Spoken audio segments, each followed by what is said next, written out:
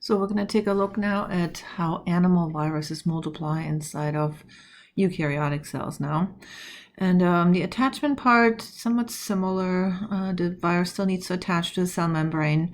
Then it needs to enter the cell, and that can happen either by receptor-mediated endocytosis, by binding to a receptor, and then the cell will internalize that receptor plus the virus that has attached to it, or by fusion of the virus with the plasma membrane of the cell. Then we need to uncoat the virus, and that can happen either by viral or host enzymes. Then biosynthesis of new nucleic acid viral particles needs to take place. The viral particles need to still be assembled, and they need to mature and eventually then leave the cell, either by bursting out of the cell, so rupturing the cell, or by budding. And that would be for envelope viruses that will literally take a patch of the host cell plasma membrane with them to envelope themselves with that. So this figure shows you here on panel A what it will look like when a virus enters a cell via receptor-mediated endocytosis. So you can see it right here. And over on panel B, there will be the entry of a virus by fusion. So and then once the host cell has made lots of new virus particles, then there are two ways the virus can leave the cell, either by lysis. It can just burst open, kill the cell, and just infect other neighboring cells, or you can have here budding of an envelope virus, and this is what that would look like. So here you'd have the viral capsid, no envelope yet, and then basically the virus surrounds itself with a patch of the host cell membrane right here, so you can see that. And now the virus has an envelope, and it comes off of the host cell by budding this way. And in an electron micrograph, you can see that right here, the budding part of a lentivirus right here, leaving the host cell. So let's take a look now at what happens in between the attachment of a virus and the release from the host cell once all the new viral particles have been manufactured. So of course in between we need to have the biosynthesis of new viral particles, and it's quite different whether you're dealing with a DNA virus or an RNA virus, and so we need to take a look at them separately. We'll take a look at DNA viruses first. DNA viruses, they replicate their DNA in the nucleus of the host using viral enzymes, and they synthesize capsid in the cytoplasm using host cell enzymes. So let's take a look at the typical replication of a DNA-containing animal virus. We're starting out with attachment right up here on 1. So here is a typical papovavirus, and it attaches here to the host cell. It will enter the host cell, uncoat, and then here's the viral DNA right now. We need to get into the nucleus of the host cell, and then there we're starting transcription into mRNA and also biosynthesis. So viral DNA is replicated, some viral proteins are being made, as you can see right here. And then we have a translation of capsid proteins. They're synthesized right here, so capsid proteins are being made. We need to assemble the virus, so that's maturation up here, and here we have more new viral particles, and then they will be released from the host cell and go on to infect more cells. So the previous diagram was showing the example of the papovavirus. There are other DNA viruses, for example, the adenoviridae. These are your typical cold viruses. They're double-stranded DNA viruses, non-enveloped, causing respiratory infections in humans, tumors sometimes in animals. Here would be a must adenovirus shown. Typical DNA-containing animal virus. Then there are more. The pox viridae, they are also DNA viruses, double-stranded DNA enveloped. They can cause skin lesions, such as the vaccinia virus and also smallpox viruses, the orthopox virus.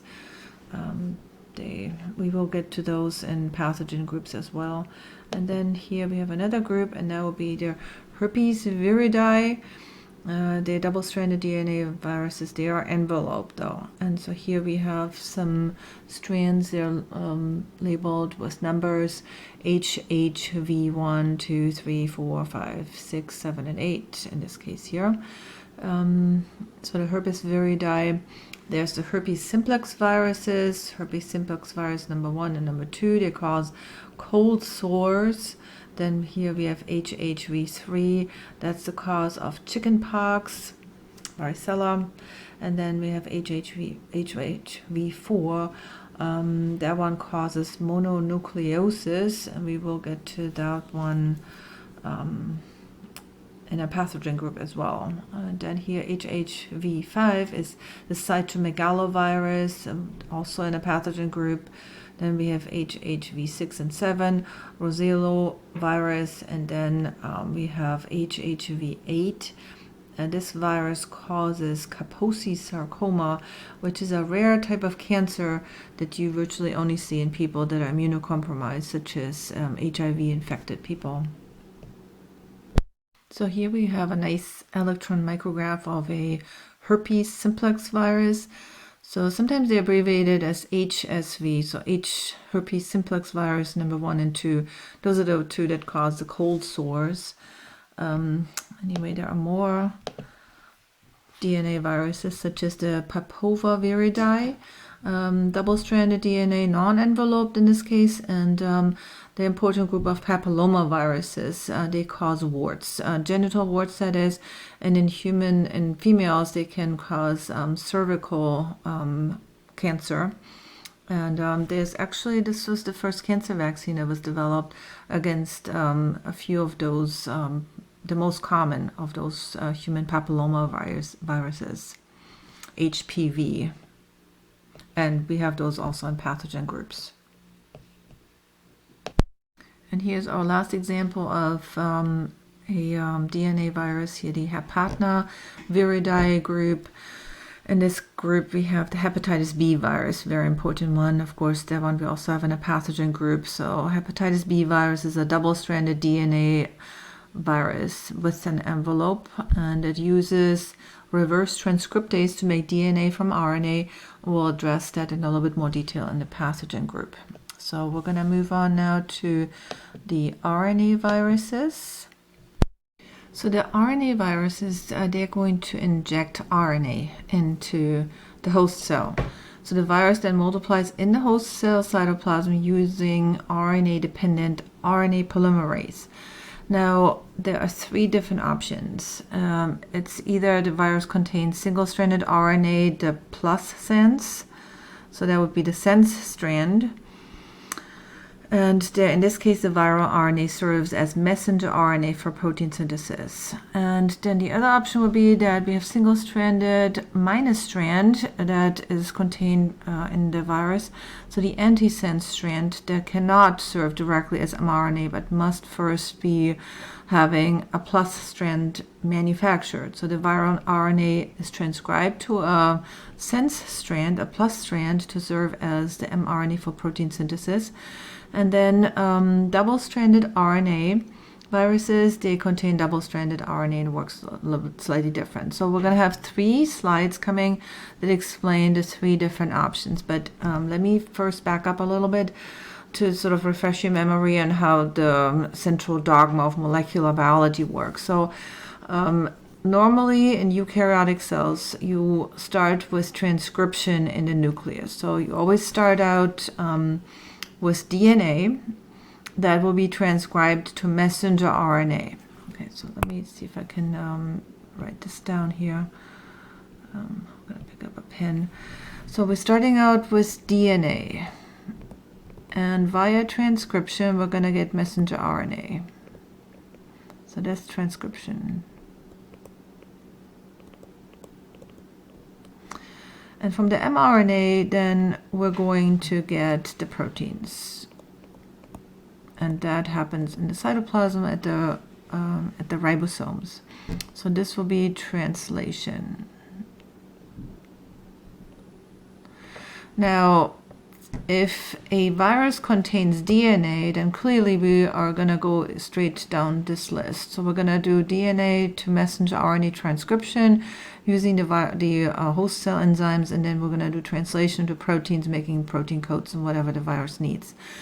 If you're injecting RNA, then you could go directly to proteins if you were injecting a plus strand, so the mRNA. So this would be the first option right here. So we're injecting the sense strand, which is the mRNA that then can serve directly for protein synthesis. Now, if you're injecting a minus strand, that will be sort of the wrong strand transcribed from the DNA, and you can't translate that into proteins because it doesn't contain the correct message.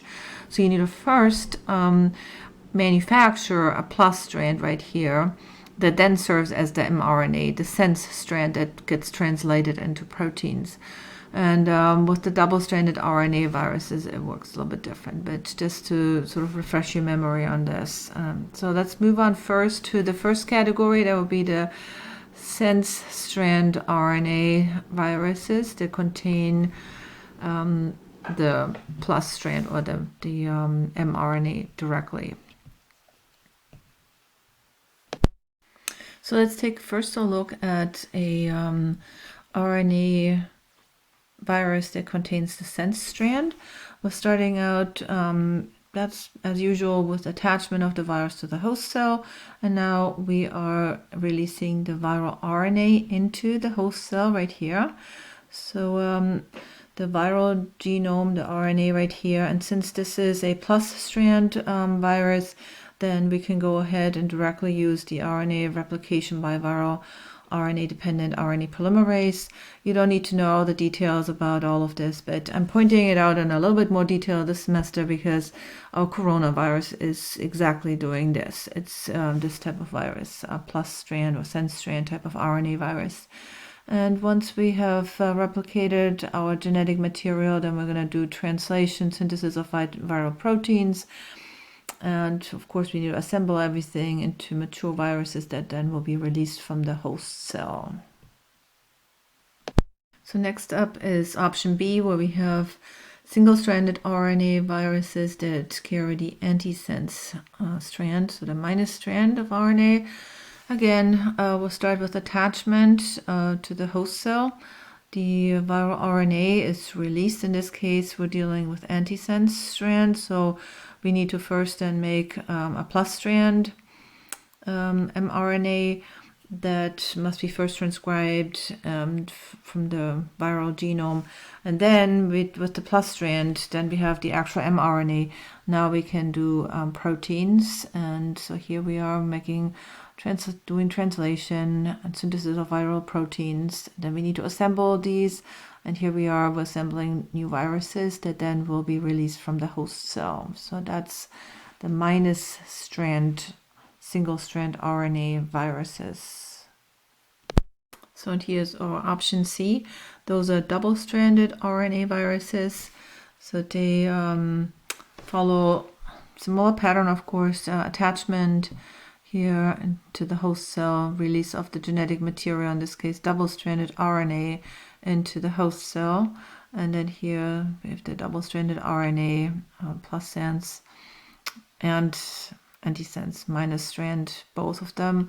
Then we can go ahead and do RNA replication for more viral genetic material, of course, using viral RNA-dependent RNA polymerase, and then the following steps as before: translation, synthesis of viral proteins, then assembly of new viruses, and the viruses will be leaving the host cell to infect more cells. So here are some examples of RNA viruses that have the sense strand, single-stranded RNA plus strand viruses, and they are a very important group, the Picornaviridae. There we have the enterovirus, poliovirus, and Coxsackie virus. the whole group of the rhinoviruses, they're causing the common cold, and then had the hepatitis A virus in this category as well.